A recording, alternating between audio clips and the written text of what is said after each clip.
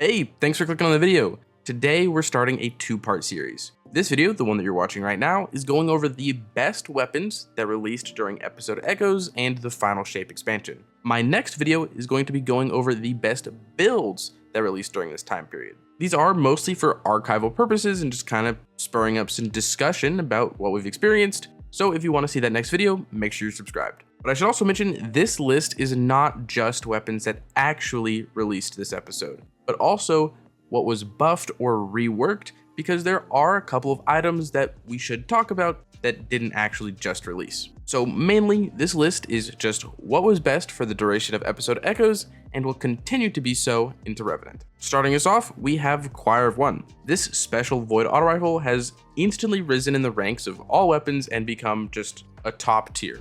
Doing a very brief look at what we actually have here, you've got its main exotic perk where it kind of just says it's a special weapon. Then you have the Fanatical Lance perk, which is where big things happen. Here it says that rapid final blows spawn pools of alien fluid, and that you've got the hip fire, which launches multiple projectiles in that massive high damage spread. You of course do have the catalysts, which are other perks, those being onslaught, destabilizing rounds, and subsistence. But the big thing is the fire modes. You've got the hip fire, and then you've got the increased precision damage while aiming down sights. Between those two fire modes, there are hardly any situations that Choir of One doesn't excel in. When hip firing, you nuke champs, you nuke elites, and you can even use it within damage rotations. This, paired with Edge Transit, is actually what my team is taking into Vesper's Host next week. And that just goes to show how great it is. Within one season of ownership, it's now become a go-to damage weapon. But I don't need to exhaust why this is so good. You've seen a ton of videos. Next up on the list is Khvostov. And yes, you do need the ornament. But here you've got the main perk where every 7th bullet ricochets, and then you've got the Eyes Up Guardian perk, which whenever you pick up an orb of power, you ricochet more. You also have the Shoot to Loot perk, which is just phenomenal, so helpful. I made a video on why this weapon was so good, but that was mainly going over pairing Khvostov and Prismatic, which isn't doing it justice. Khvostov is incredible with anything. This weapon boils down to its incredible ad clear, being able to clear entire rooms with actually a single bullet, the access to Shoot to Loot, because that is just an incredibly important perk to have, especially in in-game content, and its overall fantastic performance. Its reload, its stats, all of it just feels so good. When looking for something to fill your kinetic slot, Khvostov should be one of the first things you look at. There are hardly any other exotics that pair so well with in-game loadouts, and it really does just feel great. But where I speak about Khvostov, I must also bring up Necrochasm. Obviously, this weapon wasn't released recently during the Final Shape or Echoes, but its catalyst was just reworked. And with the quick overview of that exotic, you've got Cursebringer, which gives you Cursed Thrall explosions on precision kills, and those kills reload the magazine.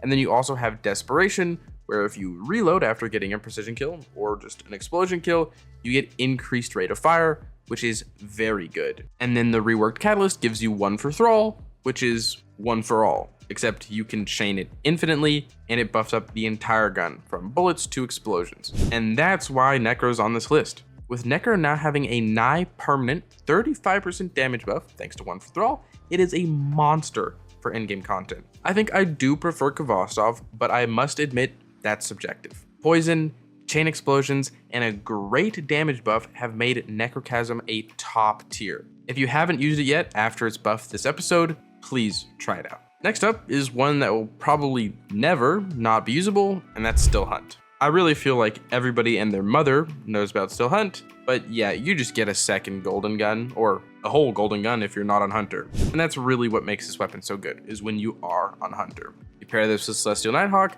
and you've got Golden Gun 1, Golden Gun 2, bosses fall over. Even after its big nerf, Still Hunt is phenomenal. We're definitely going to see it going into the day 1 dungeon next week, and I wouldn't be surprised if clearing teams were really just deciding on using either Still Hunt or Choir of One. Then moving away from exotics, my absolute favorite legendary they added with this episode and DLC was the Call. I have gushed about this weapon in so many videos, so I promise I'll be quick. Here's my role with Demolitionist and Hatchling, and I just love this so much because it's a kinetic slot option that gives me really good darkness synergy, mostly for building my darkness meter on Transcendence. It's also a rocket sidearm. And really, any rocket sidearm should be on this list, simply because they're so damn good. they haven't been nerfed yet, and maybe that's just a sign of power creep. Which of course I should then bring up Aberrant Action, which is probably the least creative entry of this video.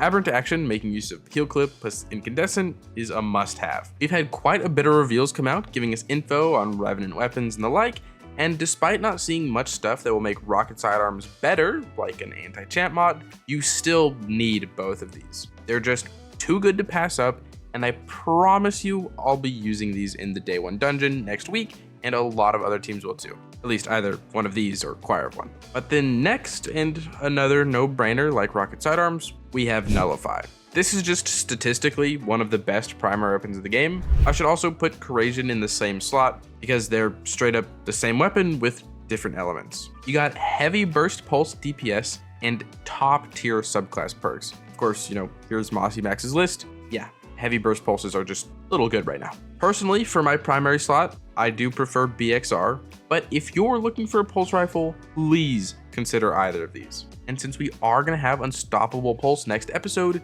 you're going to want a good one, which Corrasion and Nullify are the best. And then the last weapon that specifically released in this DLC and episode that I feel is worth your time is Perfect Paradox. This is my role, which is pretty much all you could ever hope for on a rapid fire shotgun. And with the amazing origin trait that gives you free reloads for using it as intended with Trench Barrel, no other rapid fire comes close. Of course, shotguns aren't super hyped right now, barring anti-barrier shotgun, which we're getting next episode, but if you need a good one, Perfect Paradox is the play. And then to end this video, I did say I wanted to go over what the existing best weapons were, mostly for archival purposes, and these are what's really good for Echoes and then still continuing into Revenant. Outbreak Perfected is the safest exotic you can use for GMs and stuff like that. It's going to be able to stun Unstoppables next season. Indebted Kindness and Volt Shot are still arguably the best in the energy slot. I think Indebted Kindness is definitely better than Aberrant Action. And then heavies are still ruled by Edge Transit, Apex Predator, and sometimes a Falling Guillotine if you need to sort a boss. There has yet to be a shakeup since the massive geo buffs that happened into the light,